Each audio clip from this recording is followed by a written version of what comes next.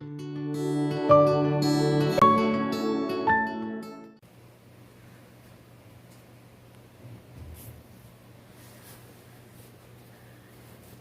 morning, guys. Welcome back to my stitch with me. It's Monday morning and my husband's home. So I normally don't like to film these when he's home, but I figured, what the heck. I might as well get used to it. Who knows? Maybe it won't be so bad. So I missed last Wednesday because of kitten duty. And if you don't know what I'm talking about, we have a new kitten. She was about 3 weeks old. She showed up in our yard on Father's Day. And we figured out her age basically by her behavior. So now we think she's 4 weeks old, and she definitely has switched from being docile and sleeping on me constantly to exploring the house. So that's what she's doing right now. She's exploring the house, and when she explores the house, the dogs go crazy and like to follow her around and sniff on her. So, her and Mose is our puppy who's about a year old. They are friends and they like to play, so they're getting along good. Our cat Kiki, who's 9 years old, hates her guts and wants nothing to do with her. So, we'll get into stitching and I'll start talking. I'm working on Winter Rose Manor still, and what I did is I kind of got bored with this area, so I started working on my border. And instead of just 25/7, I worked on this as my project yesterday, which was Sunday. So I started, I picked up where I left off my border, put that in, and I worked in my border up the left side. And we're going to see, I'm really close right here. This is where they meet. Now they don't come together, so it should end about right here. So I'm going to see how accurate I was and if it meets up the correct amount of stitches that it's supposed to. So I'm going to start my thread, start my floss. So the reason my husband's home is because Parker got a stomach virus. We went to the splash pad on Friday and everything was fine. It was about 82 degrees, so it was a lot cooler than it has been lately, and it was a little bit too chilly for the splash pad. I noticed he was not staying as warm as he should, so we didn't stay a super long time. Let me just start it and make sure it's in frame. I think I got my camera set up a little weird this morning, so hopefully y'all can see that. Okay, so we didn't stay a super long time, but he had a good time. There was a mortgage company there. Sorry, my husband's coughing. There was a mortgage company there promoting their business, and they were giving kids free snow cones. So he got, well, it wasn't snow cone. I called it snow cone. It was actually like Hawaiian shaved ice, so he really liked that. And then there was a little popsicle cart, and they were selling homemade gourmet popsicles, and they had all kinds of unique flavors. And he got milk and cereal, which was Cinnamon Toast Crunch, and he really liked that. But anyway, it was more about the treats for him that time than actually playing in the water. He had a good time. And we came home, and later that night his stomach was bothering him, so I thought it was the sorry, I'm gonna pause for a second. Okay, so basically the cat's under the entertainment center, and Rosie, our Yorkie poo, is trying to get to her. If you saw my video on Friday, you'll see how much Rosie wants to get the cat. Not in a mean way. It's just like a treasure hunt for her. That's the terrier in her. She'd not really do anything, but anyway. So Parker's tummy was bothering him, and he said I drank a lot of chlorine water. So I thought he just drank some of that water from the fountain and upset his stomach. But then he got a fever. So he had a virus. And so the next day was our fireworks and parade and stuff, so we didn't, I gotta make sure, 1, 2, 3, okay. We didn't watch the parade, and we didn't go to the festival, so we just stayed home. But where I live is really close to the park where the festival's held, so we could hear the music and stuff. And we had the perfect view of the fireworks Saturday night, so that was great. However, my husband got sick. He got the virus. But he's been very sick. He's had fevers and, stomach virus stuff. And so he's home from work today. And I just messed that up because I'm talking. The border's hard to do when you're talking. So, I'm hoping I don't get it. So far, I'm okay. So we'll see. So, I have been reading, I was looking on the app for my library for new books, and I saw, it wasn't new, but, seriously, do y'all not know I'm trying to film a floss tube? No barking during cross-stitching videos. Okay, so anyway, I saw that my library had added a book by Ree Drummond, who is a pioneer woman, to the digital library. And I love Pioneer Woman. I have been following her since before her cooking show. She became popular because she had a blog. And I'm 41. This was probably in my mid-20s when I found her blog. A friend of mine, this is when everybody was reading blogs, a friend of mine had shared some blog posts of hers on Facebook. And so I had found her blog that way, and I really liked it. She had a really good blog. It had all kinds of stuff on it, and I mean, she still has the blog. I just don't read it anymore. But she had like different categories. She had like life on the ranch. She had homeschool because she was homeschooling her kids. She had her cooking stuff, which was the main thing. Sometimes she would talk about like cowboy boots. I mean, like just random stuff. And it was really funny. Her blog posts were really funny. She has a really good sense of humor. So I started following her blog, and I would read posts about her homeschooling her kids, and I wasn't even close to having kids, never even thought about homeschooling. She just was really good at writing blog posts. So anyway, I started following her back then, and then she got her show on Food Network, and I love that, and her cookbooks and everything. And of course now she's got all this stuff at Walmart, which I love. I'm a total Pioneer Woman fangirl. I love her stuff from Walmart. My mom got me the Pioneer Woman dish towels, and I love them. They are so pretty, but they're also really nice. They're thick, and they're the best dish towels I have. They're very, very, but they're so cute. The designs are so cute. So let me count this. 1, 2, 3. 1, 2, 3. Okay. This one's in the wrong spot.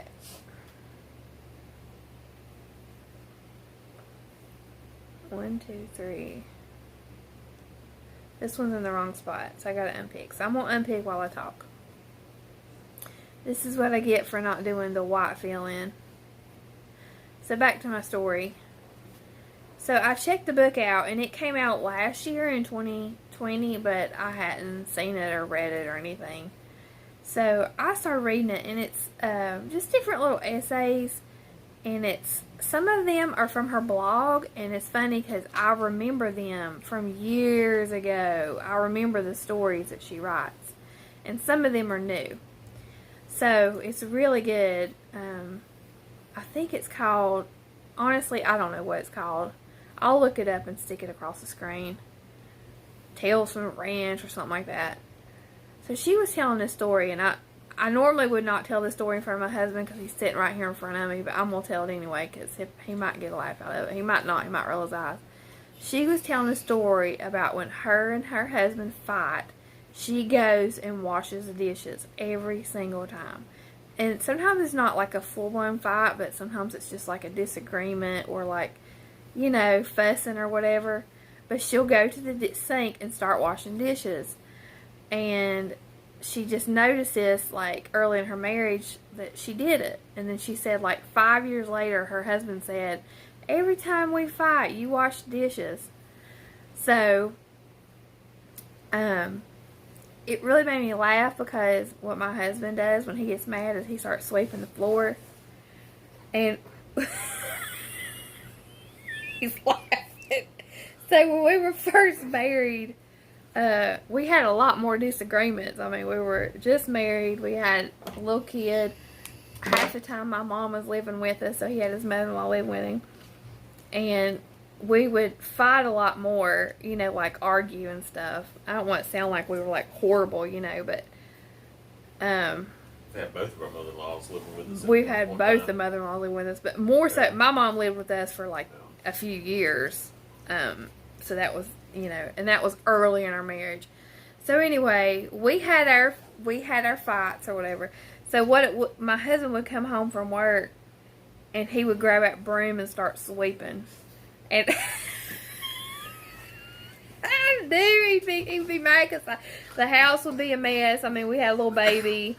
My mom would be aggravating him about something, and he would grab that broom and he would just start sweeping that floor. And sometimes he'd mutter under his breath about the house or whatever. And so, but now I have to say he will help me too. When he knows I'm overwhelmed, he'll grab the broom, he'll start sweeping. That's his thing. That's his way of helping or whatever. But it's funny because she was talking about how she goes straight to the dishes. Well, he goes straight to the broom. And I know he's aggravated. Even he just say nothing. He just grabs the broom and he starts like aggressively sweeping the floor.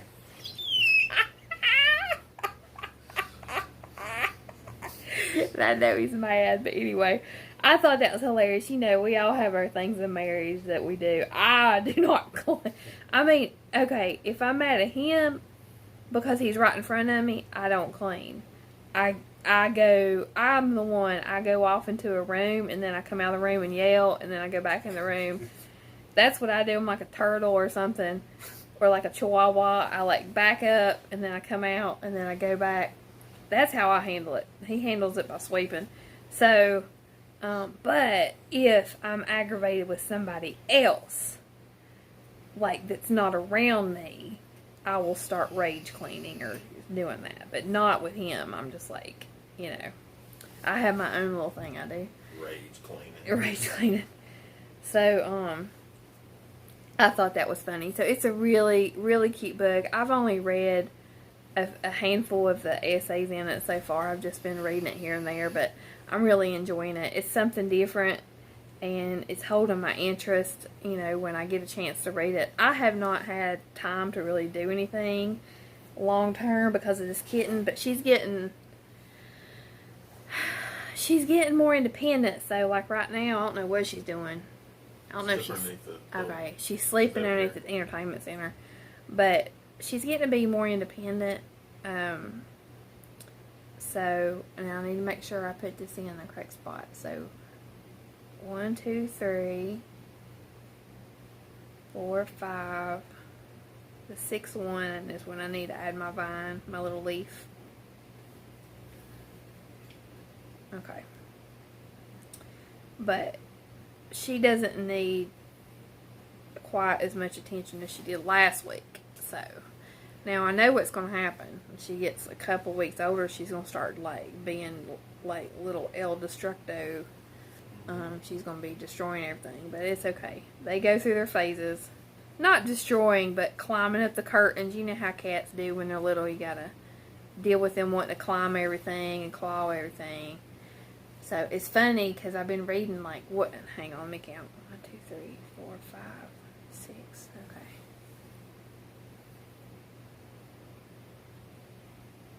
I did it wrong again.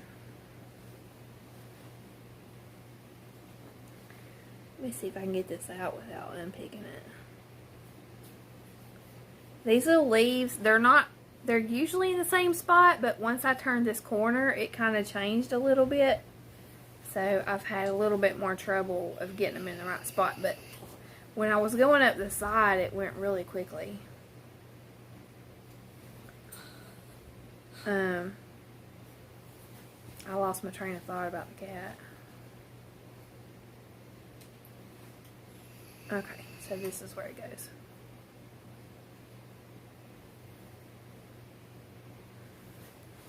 I don't know if you can. Okay, so that's where I'm at. Sorry, I probably pulled it out of frame. I totally forgot. Honey, what was I talking about? I don't know. Talking about the cat. Talking about the cat. Oh, so I was reading, about raising an orphan kitten, and one of the things is you have to teach it when it's biting too hard or clawing you too hard. So it says what the mama cat does is the mama cat hisses or gives a loud meow. So that's what I did. Like, she'd kind of bite down on me when she's trying to play, and I'd go like a cat, and she would stop. So far that's working. So we're working on the litter box. She's kind of getting it. I think she'll be fine. I mean, cats, they want to use a litter box. That's their nature, is to bury their stuff. So it's not like I'm really worried. It's just, she's just sort of like in between being old enough. She's not quite 100% old enough to use it 100% of the time, but she's used it some, and then I have to help her sometimes to get her clean. Yeah. She's had a couple accidents in her crate. I've been putting her in a crate at night so that I know she's safe. And it's funny because when she's ready to get out of that crate, she grabs a hold of the door and hangs off the door, like with all four paws. She's clinging to the door, and I know she's ready to come out to play when she wakes up. So she's doing good. She's off the syringe. She's eating. I could syringe feed her. She has some more milk. I may syringe feed her a little bit, but she's eating wet kitten food, and she's drinking water and drinking kitten formula. So she's drinking both. So as long as she gets plenty of nutrition, it's, she's fine. She acts healthy.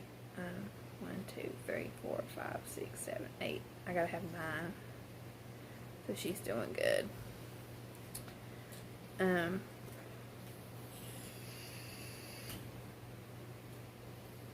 So there we go. Alright, let me see where I'm at. This is the final one. This is the final little piece, so I gotta put in a 7 across. Somebody asked me, and I'm sorry, I can't remember who it was. I should have looked it up. Have I thought about what my next thing is going to be for my 25/7 to do once I'm done with this? And I have kind of thought about it, but I don't have any ideas. So I guess by the time I'm done with this, it'll come to me. I did think about putting this down in July. I'm sorry, y'all, I'm out of frame. I did think about putting this down. Let me see if I can't get this camera up a little bit so it's easier. Okay. Alright, let me start this for a third time. I thought about picking something like Santa's Village that needs a lot of work to do as my 25/7 in July. So I'm sort of on the fence about that, because now I feel like I'm starting to make, getting this border in is a big accomplishment on this piece. So I don't know, but I probably would benefit from doing the 25/7 on my Santa's Village. So we'll see. I'll see what I decided. I got everything kitted up for Jolly July, and I have a couple more days left in June, so I'm not sure what I'm going to do. 1, 2, 3, 4, 5, 6, 7. Okay.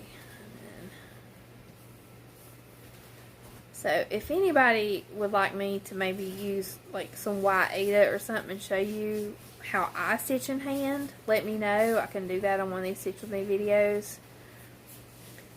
I learned, well, it took me a while. I was watching the Housewives video on how to stitch in hand, and I was not getting it. It just wasn't making sense to me. And I can't remember what I did, but somebody said that Priscilla and Chelsea do it differently. That Chelsea stitches one way and Priscilla stitches another way. So maybe that's it. Maybe I watched one and I caught the hang of how they do it. But I do know that from watching, what is her name? She's a long-term designer. She has a floss tube that's really, really good for teaching. I cannot think of her name. But she showed the Victorian cross, and I think that's what I do. Because when you look at my backs, they have this ladder effect. They go like in rows like that instead of up and down. So if anybody wants to see that, I will show you. If not, then I won't worry about it. Okay, so here's the last one. Now, I'm not pulling this out. I'll make it work if it's the wrong spot. But I'm going to tie this off, and then I'm going to count and see if I ended up where I'm supposed to end up.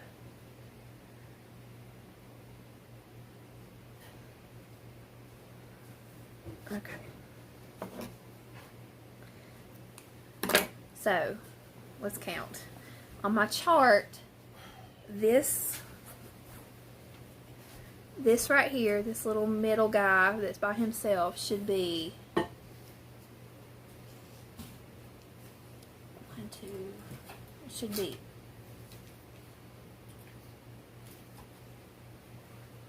8, there should be 9 empty spaces. So, 1, 2, 3, 4, 5, 6, 7, 8. Oh, I'm 1 off. Let me count again. 1, 2, 3, 4. 1, 2, 3, 4, 5, 6. Yep, there should be 9. So I think I'm 1 off, which that's fine. 1, 2, 3, 4, 5, 6, 7, 8. Okay, so I'm 1 stitch too close. But you know what? I count that as a win. This is my first big piece like this with borders. I'm going to take it. So I'll just have to decide, like, you know, I guess I'll just keep the house as my, just work my way over this way for counting and not use the border because it's not going to match up. It's going to be 1 stitch off somewhere. So I need to just pick a spot and use that as my place to go from. So I'm going to kind of just show y'all what I got. Here is this side, the house, and then we'll go down this way, and then this is this side of the border. So I'll take that as a win. I'm not going to complain because at least it's in the right spot. It's in the right row. It's just 1 stitch too close. So that could have been in here, could have been down here, you know, who knows. But I'll take that as a win. Alright guys, so this one was a little weird because my husband was here and I just realized the lighting is really bad, but hopefully y'all were looking at your stitching and not worried about my lighting. So I hope y'all have a great Monday, and hopefully I'll see you Wednesday. Bye.